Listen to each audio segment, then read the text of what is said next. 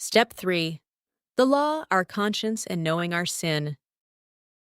The first people were given only one law to keep one single command.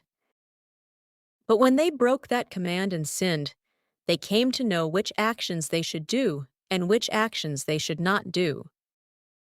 From that time, the first people became beings under many rules.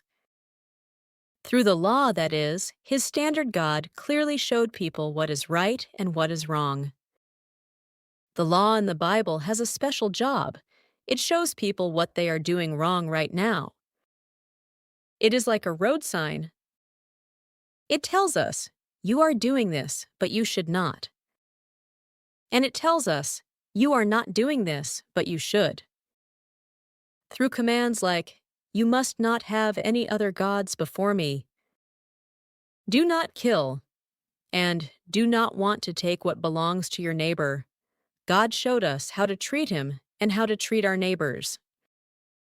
This law is not just a simple test of, keep it and you are good, break it and you're bad. The law is like a mirror. It helps us see how far we fall short.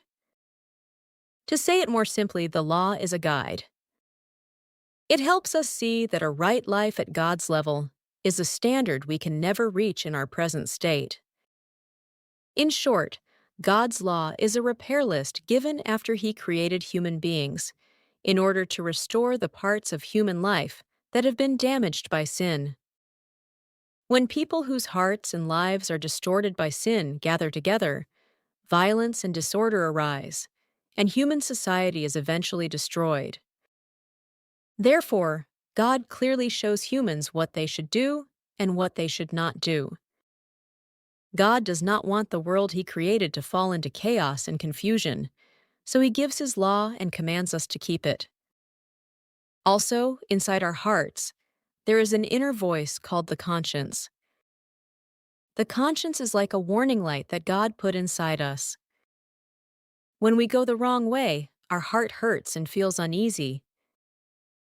This is proof that God's standard and our conscience are working. The Bible explains that the law and the conscience do not save us.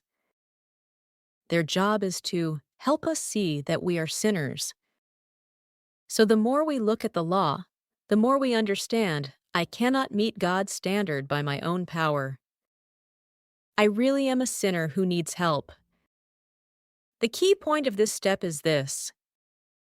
By the world's standards, I may be a fine person with no big problems. But God's standard looks not only at my actions, but also at my heart. Before that standard, it is important to admit that I too am a being with sin.